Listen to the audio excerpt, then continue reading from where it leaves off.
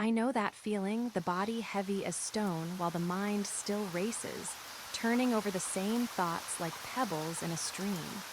You are tired, and yet sleep feels miles away. Let that burden down just for a moment. You do not have to fall asleep. You only have to stay with me. I will keep you company, and I will walk with you. Now, lie back, settle deeply into the pillows, and let each breath grow slow and soft. Surrender to my voice as it carries you gently forward. We are entering a world of quiet moonlight and whispering pines, where rest awaits like an old friend. Anne settled herself on the cushioned seat beside Marilla, folding her thin hands in her lap with a little sigh that was not exactly unhappy. "Do you know," she said, in a soft, confiding voice, "I've made up my mind to enjoy this drive. It's been my experience that you can nearly always enjoy things if you make up your mind firmly that you will. Of course, you must make it up firmly. I am not going to think about going back to the asylum while we're having our drive. I'm just going to think about the drive." The sorrel mare moved at an easy pace, and the wheels turned gently over the dusty road. Anne's eyes brightened as she caught sight of a single wild rose, early and delicate, opening by the fence. "Oh, look, there's one little early wild rose out. Isn't it lovely? Don't you think it must be glad to be a rose? Wouldn't it be nice if roses could talk? I'm sure they could tell us such lovely things. And isn't pink the most bewitching color in the world? I love it, but I can't wear it. Red-headed people can't wear pink, not even in imagination. Did you ever know of anybody whose hair was red when she was young, but got to be another color when she grew up?" "No, I don't know as I ever did," said Marilla, with a merciless little shake of her head. "And I shouldn't think it likely to happen in your case either." Anne sighed a long, dreamy sigh. "Well, that is another hope gone. My life is a perfect graveyard of buried hopes." That's a sentence I read in a book once, and I say it over to comfort myself whenever I'm disappointed in anything. "I don't see where the comforting comes in myself," said Marilla. "Why, because it sounds so nice and romantic, just as if I were a heroine in a book, you know. I am so fond of romantic things, and a graveyard full of buried hopes is about as romantic a thing as one can imagine, isn't it? I'm rather glad I have one. Are we going across the lake of shining waters today?" "We're not going over Barry's pond, if that's what you mean by your lake of shining waters," said Marilla. "We're going by the shore road." "Shore road sounds nice," said Anne dreamily. "Is it as nice as it sounds? Just when you said shore road, I saw it in a picture in my mind as quick as that. And White Sands is a pretty name, too, but I don't like it as well as Avonlea. Avonlea is a lovely name. It just sounds like music. How far is it to White Sands?" "It's 5 miles. And as you're evidently bent on talking, you might as well talk to some purpose by telling me what you know about yourself." "Oh, what I know about myself isn't really worth telling," said Anne eagerly. "If you'll only let me tell you what I imagine about myself, you'll think it ever so much more interesting." "No, I don't want any of your imaginings. Just you stick to bald facts. Begin at the beginning. Where were you born and how old are you?" Anne resigned herself to bald facts with a little sigh.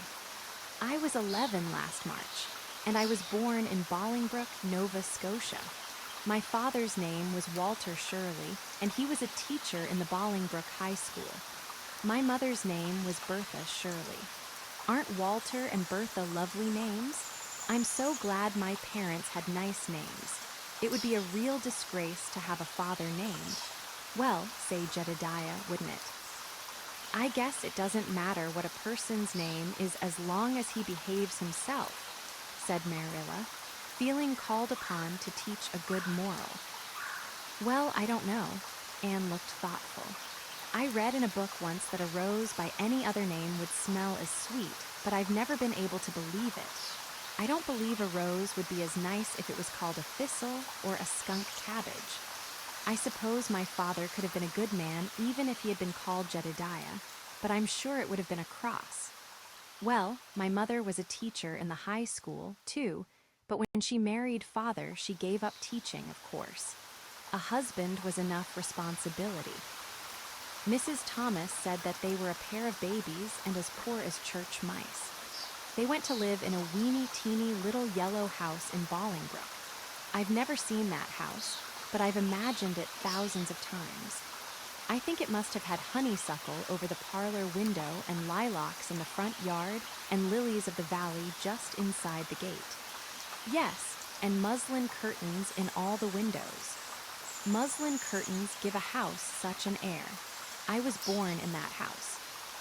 Mrs. Thomas said I was the homeliest baby she ever saw.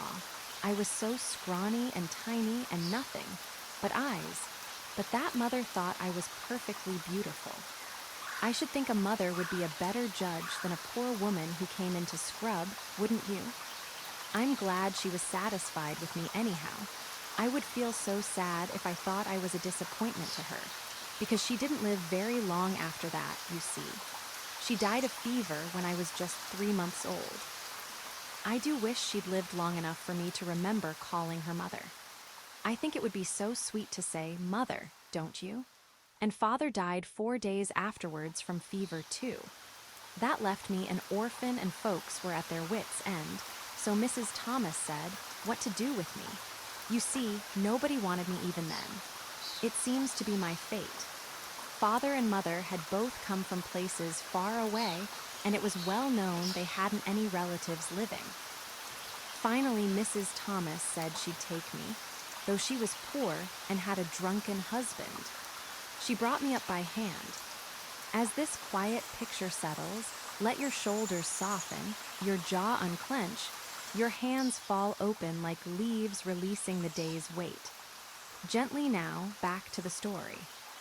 Do you know if there is anything in being brought up by hand that ought to make people who are brought up that way better than other people? Because whenever I was naughty, Mrs. Thomas would ask me how I could be such a bad girl when she had brought me up by hand, reproachful-like. Mr. and Mrs. Thomas moved away from Bolingbroke to Marysville, and I lived with them until I was 8 years old. I helped look after the Thomas children. There were 4 of them younger than me, and I can tell you they took a lot of looking after. Then Mr. Thomas was killed falling under a train, and his mother offered to take Mrs. Thomas and the children, but she didn't want me. Mrs. Thomas was at her wits' end, so she said, what to do with me.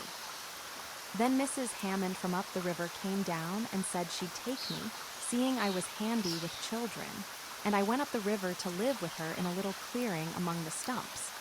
It was a very lonesome place. I'm sure I could never have lived there if I hadn't had an imagination. Mr. Hammond worked a little sawmill up there, and Mrs. Hammond had 8 children. She had twins 3 times. I like babies in moderation, but twins 3 times in succession is too much. I told Mrs. Hammond so firmly when the last pair came. I used to get so dreadfully tired carrying them about. I lived upriver with Mrs. Hammond over 2 years, and then Mr. Hammond died and Mrs. Hammond broke up housekeeping. She divided her children among her relatives and went to the States. I had to go to the asylum at Hopeton because nobody would take me. They didn't want me at the asylum either. They said they were overcrowded as it was. But they had to take me, and I was there 4 months until Mrs. Spencer came. Anne finished with a sigh of relief, for she did not like talking about a world that had not wanted her. "Did you ever go to school?" asked Marilla, turning the sorrel mare down the shore road. "Not a great deal. I went a little the last year I stayed with Mrs. Thomas. When I went upriver, we were so far from a school that I couldn't walk it in winter, and there was vacation in summer, so I could only go in the spring and fall. But of course I went while I was at the asylum. I can read pretty well, and I know ever so many pieces of poetry off by heart. The Battle of Hohenlinden and Edinburgh after Flodden, and Bingen on the Rhine, and lots of The Lady of the Lake and Most of the Seasons by James Thompson. Don't you just love poetry that gives you a crinkly feeling up and down your back? There is a piece in the Fifth Reader, The Downfall of Poland, that is just full of thrills.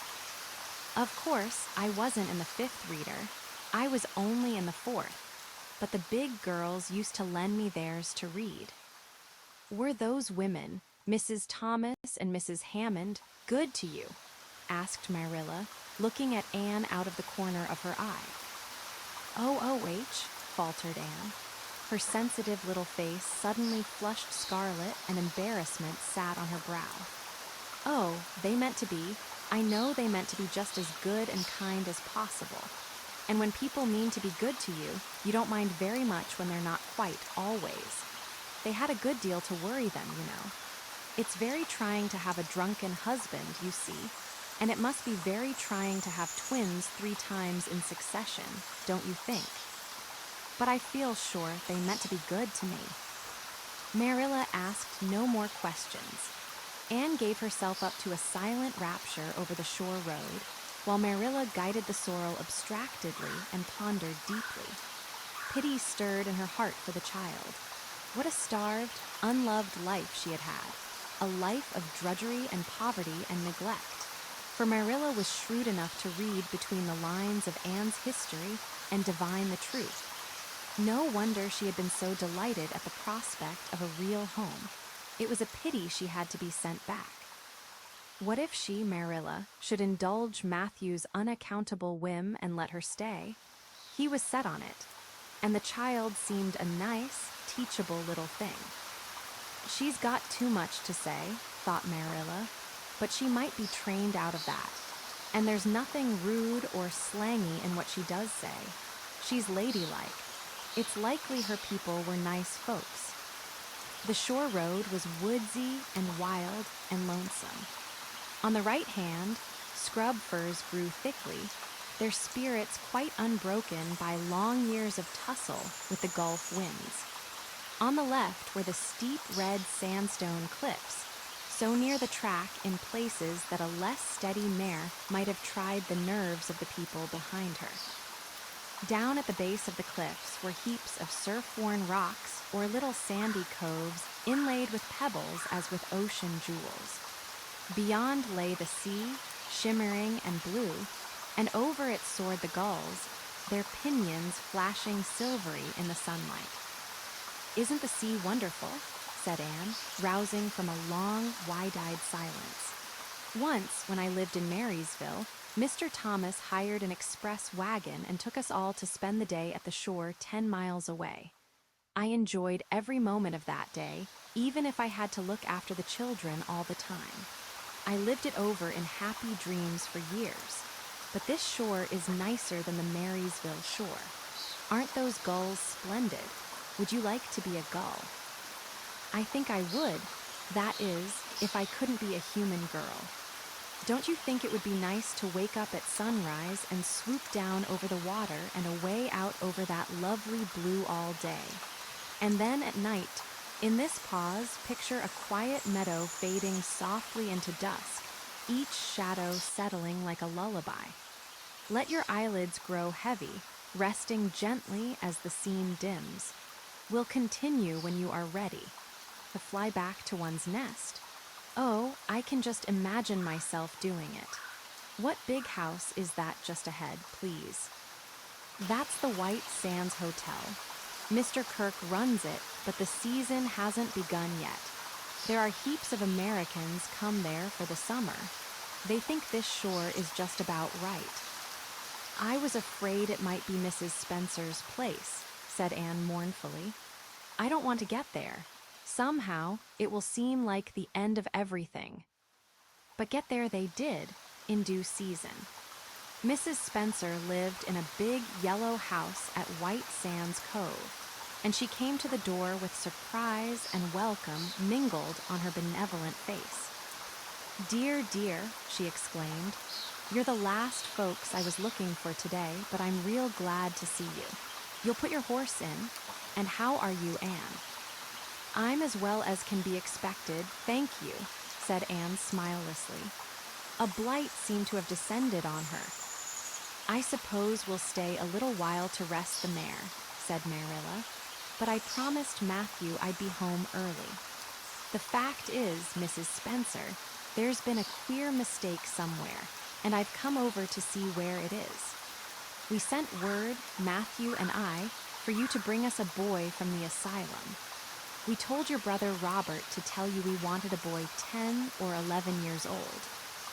"Marilla Cuthbert, you don't say so," said Mrs. Spencer in distress. "Why, Robert sent word down by his daughter Nancy, and she said you wanted a girl, didn't she, Flora Jane?"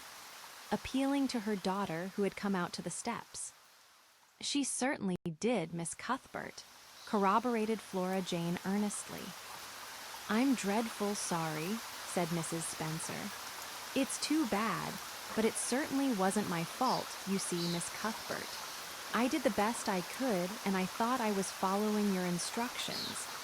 Nancy is a terrible, flighty thing. I've often had to scold her well for her heedlessness." "It was our own fault," said Marilla resignedly. "We should have come to you ourselves and not left an important message to be passed along by word of mouth in that fashion. Anyhow, the mistake has been made, and the only thing to do now is to set it right. Can we send the child back to the asylum?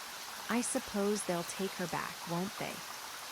"I suppose so," said Mrs. Spencer thoughtfully, "but I don't think it will be necessary to send her back. Mrs. Peter Blewett was up here yesterday, and she was saying to me how much she wished she'd sent by me for a little girl to help her. Mrs. Peter has a large family, you know, and she finds it hard to get help. Anne will be the very girl for her. I call it positively providential." Marilla did not look as if she thought Providence had much to do with the matter. Here was an unexpectedly good chance to get this unwelcome orphan off her hands, and she did not even feel grateful for it. She knew Mrs. Peter Blewett only by sight as a small, shrewish-faced woman without an ounce of superfluous flesh on her bones. But she had heard of her. A terrible worker and driver, Mrs. Peter was said to be, and discharged servant girls told fearsome tales of her temper and stinginess, and her family of pert, quarrelsome children. Marilla felt a qualm of conscience at the thought of handing Anne over to her tender mercies. "Well, I'll go in and we'll talk the matter over," she said. "And if there is Mrs. Peter coming up the lane this blessed minute," exclaimed Mrs. Spencer, bustling her guests through the hall into the parlor, where a deadly chill struck on them as if the air had been strained so long through dark green, closely drawn blinds that it had lost every particle of warmth it had ever possessed. "That is real lucky, for we can settle the matter right away. Take the armchair, Miss Cuthbert. Anne, you sit here on the ottoman and don't wriggle. Let me take your hats. Flora Jane, go out and put the kettle on. Good afternoon, Mrs. Blewett. We were just saying how fortunate it was you happened along. Let me introduce you two ladies. Mrs. Blewett, Miss Cuthbert. Please excuse me for just a moment. I forgot to tell Flora Jane to take the buns out of the oven." Mrs. Spencer whisked away after pulling up the blinds. Anne, sitting mutely on the ottoman with her hands clasped tightly in her lap, stared at Mrs. Blewett as one fascinated. Was she to be given into the keeping of this sharp-faced, sharp-eyed woman? She felt a lump coming up in her throat, and her eyes smarted painfully. She was beginning to be afraid she couldn't keep the tears back when Mrs. Spencer returned, flushed and beaming, quite capable of taking any and every difficulty, physical, mental, or spiritual, into consideration and settling it out of hand. "It seems there's been a mistake about this little girl, Mrs. Blewett," she said. I was under the impression that Mr. and Miss Cuthbert wanted a little girl to adopt. I was certainly told so. But it seems it was a boy they wanted. So if you're still of the same mind you were yesterday, I think she'll be just the thing for you. Mrs. Blewett darted her eyes over Anne from head to foot. How old are you and what's your name? She demanded. Anne Shirley, faltered the shrinking child, not daring to make any stipulations regarding the spelling thereof. And I'm 11 years old. Humph, you don't look as if there was much to you, but you're wiry. As the gentle current carries you, feel each moment softly pull you deeper towards sleep, nearer to rest. Now, let the story drift onward when you are ready. I don't know, but the wiry ones are the best after all. Well, if I take you, you'll have to be a good girl, you know, good and smart and respectful. I'll expect you to earn your keep and no mistake about that. Yes, I suppose I might as well take her off your hands, Miss Cuthbert. The baby's awful fractious, and I'm clean worn out attending to him. If you like, I can take her right home now. Marilla looked at Anne and softened at sight of the child's pale face with its look of mute misery. The misery of a helpless little creature who finds itself once more caught in the trap from which it had escaped. Marilla felt an uncomfortable conviction that, if she denied the appeal of that look, it would haunt her to her dying day. Moreover, she did not fancy Mrs. Blewett to hand a sensitive, high-strung child over to such a woman. No, she could not take the responsibility of doing that. Well, I don't know, she said slowly. I didn't say that Matthew and I had absolutely decided that we wouldn't keep her. In fact, I may say that Matthew is disposed to keep her. I just came over to find out how the mistake had occurred. I think I'd better take her home again and talk it over with Matthew. I feel that I oughtn't to decide on anything without consulting him. If we make up our mind not to keep her, we'll bring or send her over to you tomorrow night.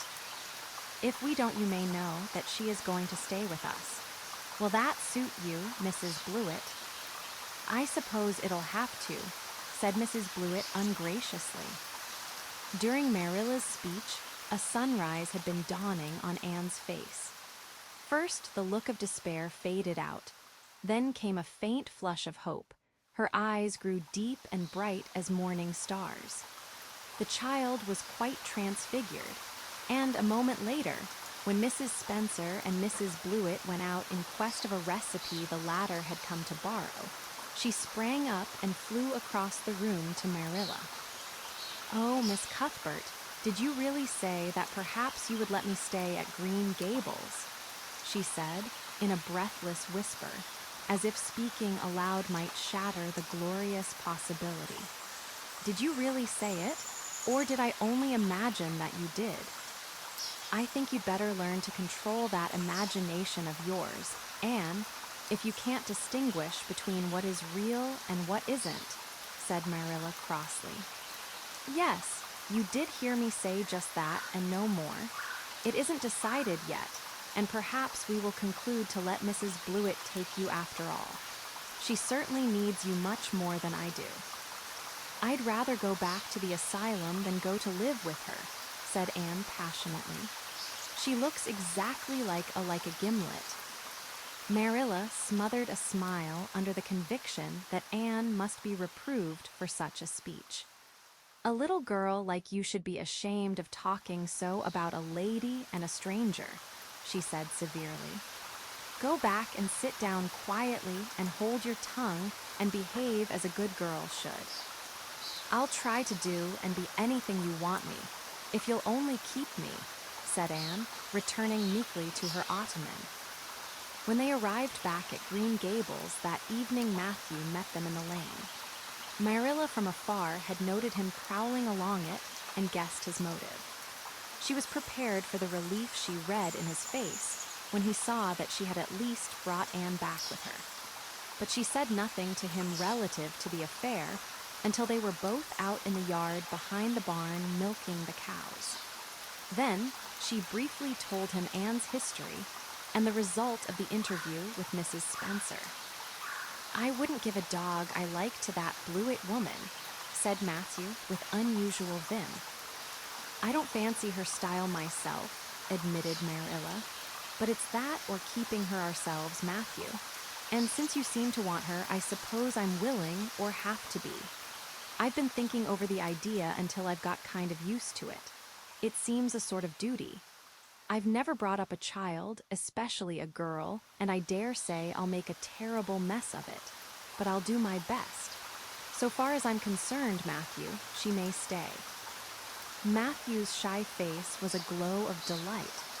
Well now, I reckoned you'd come to see it in that light, Marilla, he said. She's such an interesting little thing. It'd be more to the point if you could say she was a useful little thing, retorted Marilla. But I'll make it my business to see she's trained to be that. And mind, Matthew, you're not to go interfering with my methods. Perhaps an old maid doesn't know much about bringing up a child, but I guess she knows more than an old bachelor. So you just leave me to manage her. When I fail, it'll be time enough to put your oar in. There, Marilla, you can have your own way, said Matthew reassuringly. Only be as good and kind to her as you can without spoiling her.